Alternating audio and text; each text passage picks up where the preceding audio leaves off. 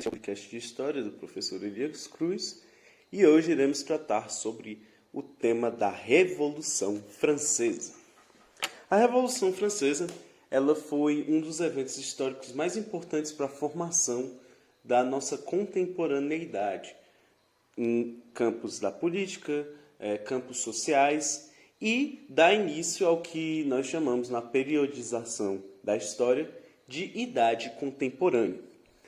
Primeiramente, antes de analisarmos como foi a Revolução, precisamos compreender primeiro como era o espaço geográfico e a sociedade que vivia nele dentro da França antes de 1789. A sociedade francesa do Antigo Regime era baseada em uma tradição hierárquica de organização e ascendência social. A sociedade francesa era dividida em 3 estados, o primeiro sendo o clero, formado pelos funcionários reais ligados à igreja, o segundo, a nobreza, que era formada por aqueles donos de terras e senhores feudais ligados à realeza, e o terceiro estado, que era a burguesia comerciante e também aqueles pequenos agricultores e camponeses. Acontece que 98% da população francesa, no período anterior à Revolução, era formada pelo terceiro estado, mas quem detinha a maior quantidade de renda e tomava as decisões políticas eram o primeiro e segundo estado. Muito dificilmente havia uma possibilidade de ascensão social dentro desses estados, mas acontece que, com o passar dos anos e o enriquecimento comercial da burguesia, alguns desses burgueses começaram a acumular muito dinheiro e, com isso, podiam comprar alguns cargos ou alguns títulos de nobreza. Essa nobreza que subia de estado era conhecida como nobreza togada.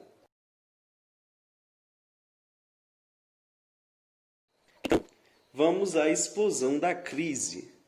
A crise que resultou na Revolução Francesa, ela tem muitos eixos e alguns principais fatores que podemos enumerar. O primeiro grande fator foi a ideologia iluminista que estava se propagando muito rapidamente, principalmente entre essa burguesia ascendente, pois o Estado francês implementava muitas medidas e muitos impostos a transações comerciais, principalmente desses burgueses em ascensão. Aliás, este é um fator muito importante, a cobrança de impostos, pois os impostos colocados pela coroa real francesa eram altamente exploratórios ao terceiro estado, sendo que a nobreza mantinha um código de conduta e etiqueta que custava muito dinheiro. E, ao invés de na época, o rei Luís XVI taxar a própria nobreza inicialmente, ele vai aumentar os impostos ao terceiro estado. O segundo grande motivo foi o envolvimento da monarquia francesa com a independência dos Estados Unidos. Os Estados Unidos estavam se tornando independentes do reino britânico e a França, inimiga histórica da Inglaterra, apoiou com homens, armas e financiamentos os exércitos das 13 colônias que viriam a se tornar os Estados Unidos. Isso gerou inúmeros gastos dentro da coroa. Outro fator que foi muito importante para que a crise se agravasse foram uma sucessão de anos em que a agricultura sofreu muitos prejuízos, seja com catástrofes naturais ou a baixa produção. O estopim para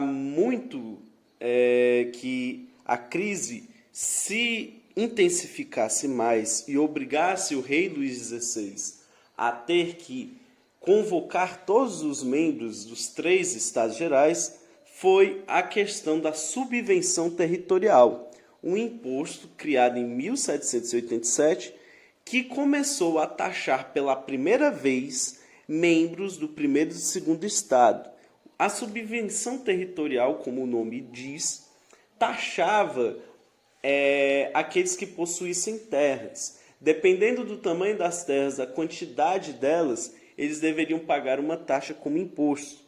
E com o terceiro estado totalmente contra a monarquia, as intervenções estatais, e agora com alguns nobres e clérigos também rancorosos com o rei, a união de todos esses fatores vai alencar no começo de uma revolução, mas que tem como início simbólico a queda da Bastilha. Mas já nós nos trataremos deste ponto. Antes que a Bastilha caísse, o rei, numa tentativa desesperada de tentar entrar em acordo com os estados, ele vai convocar os Estados Gerais em 1789. O grande problema, a grande questão começa não pelo que o rei ou o que os outros estados exigiam economicamente e socialmente, mas o grande problema começou pela questão de como eles iriam votar as decisões.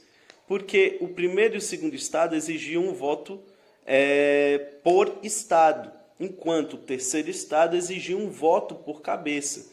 Lembrando que o terceiro estado possuía mais membros para poder fazer as votações.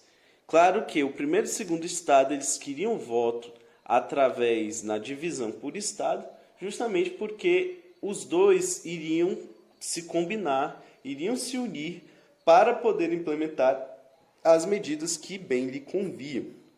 Acontece que o terceiro estado, os membros do terceiro estado, muitos deles se afastaram da convocação dos Estados Gerais e, junto com alguns membros do clero, instauraram uma Assembleia Nacional Constituinte para decidir uma nova Constituição com novas leis para a França, e essas leis iriam delimitar o poder real. Mas tudo isso foi feito a contragosto do rei, que começou a perseguir os seus opositores dentro dos estados, dentro dos ministros e dentro da nobreza, aqueles que queriam ser contra o rei de alguma forma.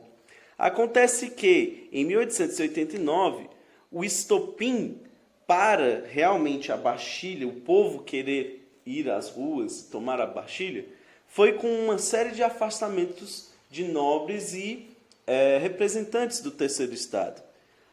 Quando Jacques Necker foi afastado, o povo, a contragosto, já cansado de tanto blá blá blá, de tanta coisa sem ir para frente, foi às ruas, tomaram a Bastilha, que era uma prisão em que se localizava muitos dos presos políticos e também era um depósito de armas, e saíram pela cidade de Paris, convocando as pessoas para revolucionarem, para tentarem à força e, por meio do medo, fazer com que o rei aceitasse as suas reivindicações. O movimento ele cresceu e se espalhou por toda a França, regiões como Marselha, Lyon, do sul ao norte, do leste ao oeste da França. Camponeses, membros do terceiro estado, começaram a atacar fisicamente, indiscriminadamente, os nobres, chefes feudais, pessoas que eram a favor do rei naquele período. Após a queda da Bastilha e com o rei cedendo às pressões, principalmente das classes burguesas, representantes do terceiro estado, a Assembleia Nacional Constituinte vai instaurar uma declaração de direitos, conhecida como Declaração dos Direitos do Homem e do Cidadão, e que foi importantíssima por ter sido a primeira a tratar de forma ampla e bem detalhada diversos aspectos do direito humano, de liberdade, a vida, a igualdade dentro da política. Tanto que o principal lema da Revolução Francesa eram justamente 3 termos defendidos pelos iluministas. Uma coisa da Revolução Francesa foi a intensa participação das mulheres dentro da Revolução. Algo que, até aquele momento, não era muito comum, essa participação política. Elas tentavam se manifestar através da formação de clubes, do alistamento dentro do exército e agitando muitas assembleias. Elas também organizaram a famosa Marcha sobre Versalhes, em direção ao Palácio Real, pedindo por questões, por implementações e por quebras de paradigma ao seu gênero. Também tivemos a proclamação da Declaração dos Direitos da Mulher e da Cidadã em 1791, que foi escrita por Olympe de Gouges. Devido a todos esses movimentos, a Assembleia Nacional Constituinte instaura um novo modelo político que acaba retirando de forma total a monarquia absolutista francesa. É instaurada em 1791 a monarquia constitucional. Nessa monarquia constitucional, o poder foi dividido em três repartições. O executivo, que era exercido ainda pelo rei Luís XVI, mas com uma série de delimitações de poder. O legislativo, que era formado por 745 deputados que legislavam a favor de leis em prol do que a Revolução estava pedindo. E o judiciário, que juntavam todos os juízes franceses. Também, através da monarquia constitucional, foram abolidos uma série de impostos ao terceiro estado e retirado diversos privilégios que eram dados ao primeiro e ao segundo estado. Também foi constituída a Carta Magna, a Carta Maior do direito francês, e colocado em questão o voto, que foi ampliado, mas não totalmente. Este era constituído por um voto censitário, que dava direito ao voto, ampliava o direito ao voto a muitos do terceiro estado, mas que ainda impedia voto de mulheres e de pessoas que fossem miseráveis da margem da sociedade. Okay? Ocorre que o rei Luís XVI, apesar de forçado a ter que governar sobre uma monarquia constitucional, ele não se dá por vencido.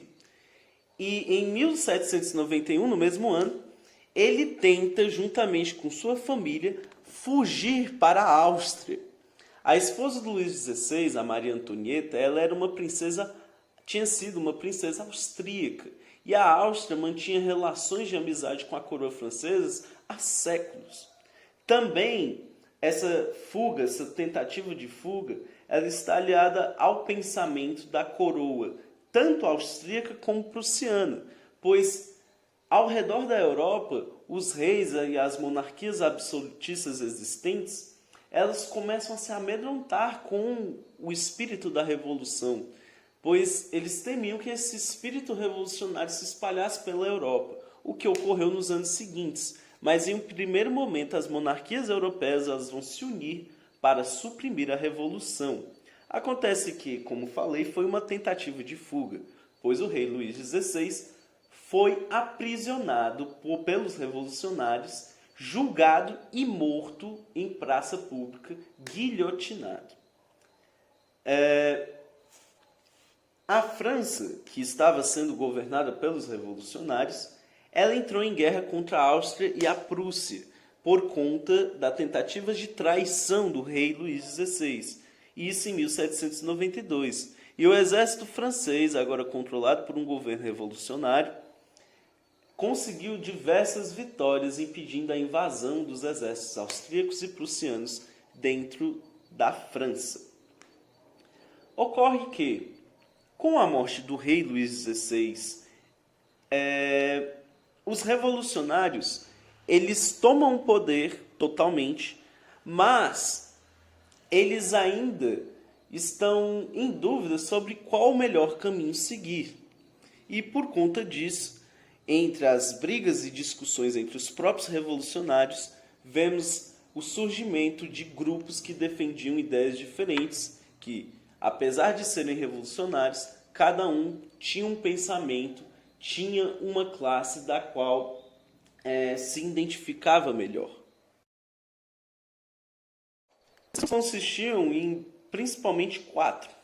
Os girondinos, que eram formados pela alta burguesia e por alguns nobres dissidentes do rei, que apoiavam a monarquia constitucional. Os jacobinos, segundo grupo, era um grupo mais radical, aliado principalmente aos pequenos comerciantes e aos camponeses, que recebiam apoio do grupo dos sans-culottes, que eram revolucionários que, por não possuírem roupas com culottes, que eram uma moda na época, mas era uma moda muito cara, muito identificada à nobreza, eles andavam com calças frouxas e ficaram assim conhecidos. Sans-culottes significa sem culottes. Os jacobinos almejavam a igualdade de poder entre os cidadãos franceses. Os Cordeliers eram um grupo radical que defendia uma república popular e que não queriam nenhuma forma de monarquia. Os Feuillants, que eram um quarto grupo, eram dissidentes dos jacobinos e nesse grupo só participavam cidadãos ativos, ou seja, pessoas que poderiam votar por detrimento da Constituição, que dizia que para você ter direito ao voto, você deveria ter posses. Ok? Então, pessoal, este foi o podcast. Próximo podcast continuaremos tratando sobre as outras 2 fases da Revolução Francesa e também sobre o período de domínio napoleônico. Curta o vídeo, assine o canal. Toda segunda, terça e quarta estou aqui com conteúdos novos sobre história para vocês. Um abraço, tchau!